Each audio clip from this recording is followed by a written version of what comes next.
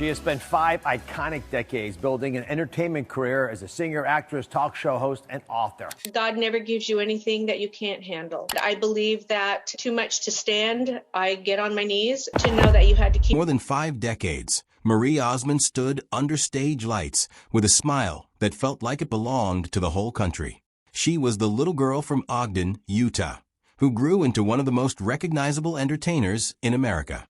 But underneath the sequins and the applause, she carried something she didn't speak about openly for most of her life. At 66 years old, after decades of hints, partial answers, and careful silence, Marie Osmond finally put words to the abuse she survived as a child. This is the story of how she got there. On November 16, 2019, the lights went down at the Flamingo in Las Vegas for the final time on a show that had defined more than a decade of Marie's life.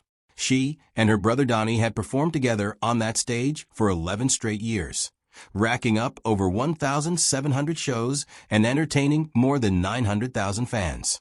When she walked off that night, something in her had already decided the next chapter would look different. She wasn't broke. She wasn't out of options.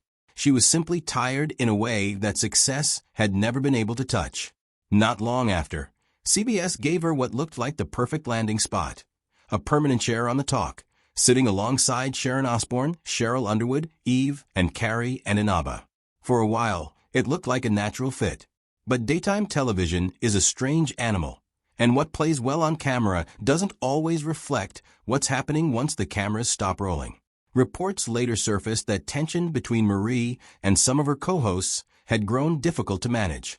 And within roughly a year, Marie announced she was stepping away. True to her nature, she didn't turn her exit into a public feud.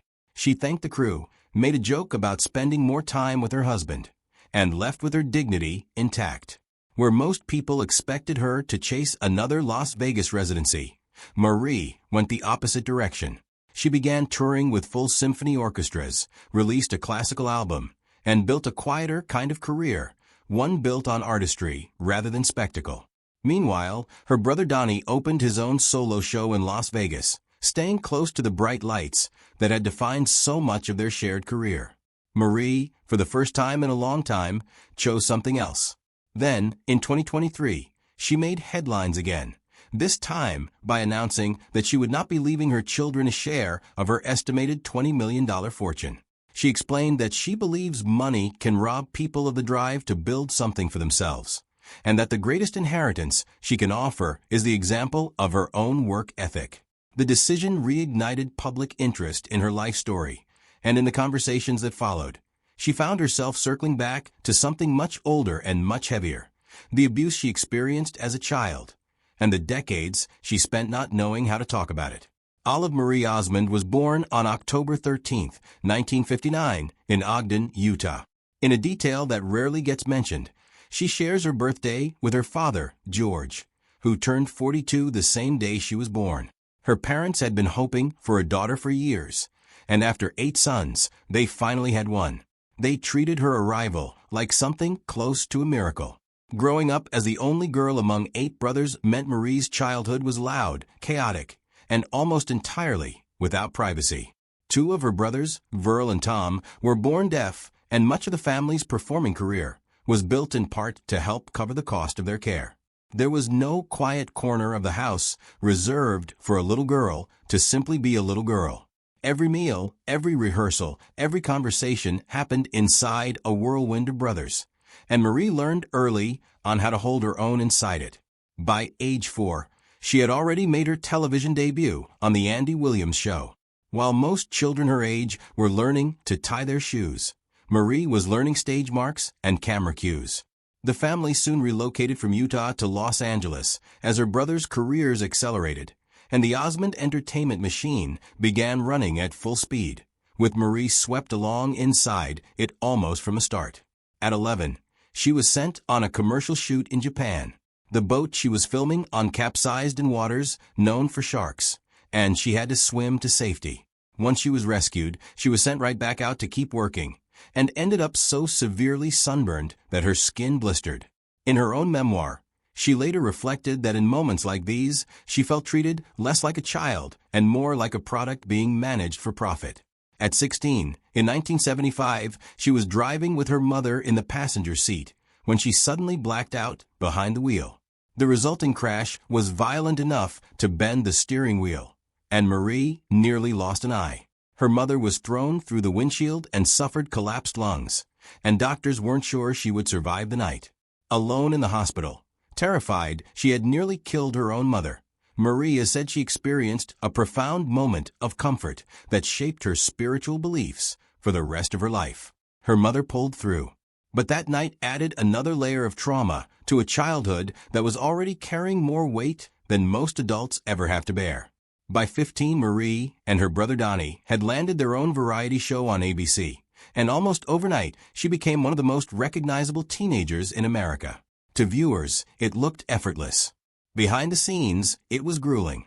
Marie has said she worked roughly 18-hour days, 6 days a week, memorizing hundreds of pages of script every few days, all while still just a teenager trying to figure out who she was. It was during this period that one of the most painful moments of her adolescence occurred. Marie has said that a studio executive once pulled her aside and told her, in cruel and explicit terms, that her body wasn't good enough, that she was an embarrassment, and that hundreds of people's jobs were at risk because of her weight. She was around 15 years old, roughly 5'5", and just over 100 pounds at the time. The comment shattered something in her. From that point on, she has said she began starving herself before tapings, surviving on nothing but a mixture of lemon water, cayenne pepper, and maple syrup. Her weight eventually dropped into the low 90s. She has also spoken about being groped by an elderly, famous guest star on her own show, an experience she found humiliating and violating, made worse by the fact that everyone around her acted as though nothing had happened. Standing night after night next to some of the most celebrated women in Hollywood, Marie has said she frequently felt invisible and inadequate by comparison, carrying a private sense of shame that no amount of applause could fix. Amid all of this, one relationship stood out as a genuine source of comfort. Legendary entertainer Lucille Ball took a personal interest in Marie, inviting her over to play games and share stories from her decades in the industry. For a teenager surrounded almost entirely by powerful men who didn't always have her best interests at heart, having an older woman in her corner meant more than most people ever realized. In 1978, Marie was offered the role of Sandy in the film Grease. She turned it down, later explaining that she didn't like the message of a female lead having to change herself just to win a man's attention. The role, of course, went on to become iconic in someone else's hands. Marie has said she has never regretted her decision. Behind every one of these moments, though, was something none of her castmates, producers, or fans knew. The smiling teenager on their television screens was carrying a secret that had nothing to do with her career. For nearly 40 years, Marie Osmond kept the darkest chapter of her childhood almost entirely to herself. Her brothers didn't know. Her closest friends didn't know. Even her first husband didn't know for years. It wasn't until 2001, when she published her memoir Behind the Smile, that she finally put the truth into words. She had been sexually abused as a child more than once, by more than one person. She has been clear that her abusers were not her parents and not her brothers. They were people who had earned her family's trust, people who occupied spaces her parents believed were safe. And in the way abuse so often works, the people who hurt her made sure she stayed quiet, letting her believe that speaking up could put her family, her brothers, and the business that supported all of them at risk. So, like so many children in similar situations, she buried it. When Larry King asked her about the book in 2009, Marie didn't shy away from the subject. She confirmed plainly that the abuse had happened, that it was sexual in nature, and that it had damaged her understanding of personal boundaries from a very young age. Years later, in 2018, speaking with Dr. Oz, she revealed something that suggested she had finally found some measure of peace. The people responsible for hurting her were no longer alive. Perhaps the most striking moment came in 2019 during an appearance on The Talk, when Marie shared that as a young child, around 8 or 9 years old, she genuinely believed she might be gay. not because that reflected who she was, but because the abuse had left her so frightened of men that she couldn't imagine ever wanting one close to her. That confusion followed her for years, leaving her wondering if something inside her was permanently broken. What eventually helped her heal, she has said, was the very environment that had once felt overwhelming. Being the only girl surrounded by brothers. Watching her father treat her mother with love. Watching her brothers protect her, even when they didn't fully understand why she sometimes pulled away from people. Slowly, over years, the men in her life helped rebuild her sense of what trust and safety could look like. At 66, Marie has taken that disclosure a step further, not by naming a specific individual, but by describing, in general terms, the kind of person people should watch for. Someone who uses close proximity to a family and the trust that comes with it as a way to gain access to a child. She has chosen not to name names publicly, largely to protect her family from the fallout of a legal battle. But by describing the patterns so clearly, she has given other survivors something powerful, permission to recognize their own experience and, if they choose, to speak about it too. Just as Marie seemed to be moving past the heaviest parts of her childhood, new struggles were already forming, and this time they had nothing to do with her past. In 1999, she gave birth to her 7th child, a son named Matthew.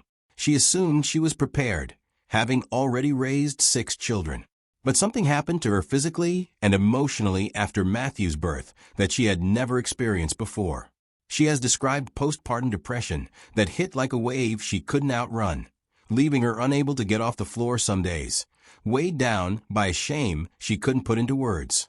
In her memoir, she recalled one particularly painful moment, sitting collapsed in her own closet, surrounded by shoes, feeling as though she were staring down a tunnel with no way out. On another day, she described sobbing uncontrollably on her kitchen floor, thinking to herself that this simply couldn't be her life. Eventually, in a moment she still struggles to fully explain, she handed her nanny access to her finances, told her something was deeply wrong, and left. She drove nearly 200 miles up the California coast alone, trying to make sense of what was happening to her. Her marriage to Brian Blosel, whom she had married in 1986, was already under strain by that point. The couple briefly separated in 1998 before reconciling, though the relationship never fully recovered. In 2005, a house fire broke out in their home. Brian managed to save the children by closing off the flames before they could spread. The house survived, but Marie later reflected that the fire seemed to expose just how far she and Brian had drifted from each other over the years. In 2006, Marie was hospitalized, and for a brief period, tabloids speculated that she had attempted to take her own life. Her team pushed back firmly, explaining that she had experienced an adverse reaction to medication. Regardless of the explanation, the damage to her public image had already been done. The following year, in 2007, she and Brian finalized their divorce after 21 years of marriage. She thought that chapter marked her lowest point. She had no way of knowing what was still ahead. In the fall of 2007, shortly after her divorce, Marie joined the cast of Dancing with the Stars, a decision few people expected. She was 48 at the time and had recently lost a significant amount of weight after her son urged her to take her health seriously. She went on to finish 3rd that season. During one particularly memorable episode, she completed a routine, stood to hear the judges' feedback, and then suddenly collapsed on live television. The room froze. When she came to, her first words were a joke, a reflection of the humor she has leaned on throughout some of her hardest moments. The success of that season helped set the stage for her Las Vegas residency with Donny, which began in 2008 and, as mentioned earlier, ran for 11 years. But 2009 brought its own difficulties. Marie ended a decades-long professional relationship with her longtime manager, a separation that came with public legal tension before eventually being resolved privately. That same year, her daughter Jessica came out to her as gay. Despite having been raised in a conservative religious tradition, Marie responded with acceptance, later saying publicly that she believes every person deserves the right to build a life and a home with the person they love. She would go on to walk Jessica down the aisle at her wedding. None of it, however, prepared her for what happened in February 2010. Her 18-year-old son, Michael, took his own life, jumping from an apartment building in Los Angeles. He left behind a note describing a deep sense of isolation and an inability to feel like he belonged anywhere. Toxicology reports later confirmed there were no drugs or alcohol involved. It was simply untreated emotional pain. Speaking with Oprah about the loss, Marie shared that hearing her son describe feeling friendless had reminded her of her own darkest moments. She had told him things would be okay. She had promised to see him soon. But she learned, in the most devastating way possible, that depression doesn't wait for a convenient time. The night he died, she had been performing on stage in Las Vegas and missed what would be his final call to her. It is a loss she has carried ever since. 2 weeks after his funeral, she returned to the stage, facing criticism from people who felt it was too soon. But she has explained that performing was, and remains, one of the only places she has ever felt truly safe. Getting back on stage wasn't about ignoring her grief. It was about proving to herself and to her remaining children that life continues even when it feels unbearable. In a moment of genuine light amid so much loss, Marie remarried her first husband, Stephen Craig, in 2011, more than 2 decades after their original marriage had ended. She wore the same wedding dress she'd worn the first time they married, saying she believes nothing in life happens by accident. As 2025 began, Marie's life had settled into something steadier. Her grief over Michael hadn't disappeared, but it had softened into something she'd learned to carry. Her marriage to Steve was strong. Her symphonic tours were selling well. Her family, for the most part, was healthy and close. Then, on January 1st, 2025, she received devastating news. Her brother Wayne had suffered a fatal stroke at 73. Wayne had already survived a 17-hour brain tumor surgery decades earlier, along with radiation treatment and hearing loss that eventually required a cochlear implant. He had endured a previous stroke years before that had taken away his ability to play guitar. He had spent nearly 30 years fighting his own body and winning until that final morning. In the days that followed, Marie shared something deeply personal. Just weeks before Wayne's death, she had felt an unexplainable pull to visit him. She didn't fully understand why at the time, but she made the trip anyway, spending hours simply being present with her brother. She later wrote that she will cherish those final hours together for the rest of her life, adding that she had no idea, as she drove home, that it would be one of the last times she would see him. Today, Marie Osmond is 66 years old. She continues to tour, continues to speak publicly about her faith, and continues to support the children's charity she helped found back in 1983, an organization that has since raised billions of dollars for children's hospitals. She has endured numerous health scares over the years, buried her son, her parents, and now her brother, and has decided that when her own time comes, she will leave her children something other than money, the example of a life built on resilience. Most importantly, she has finally spoken plainly about the abuse she endured as a child, describing not a single accused individual, but the pattern that allowed it to happen, someone trusted by her family, someone who used that closeness as cover.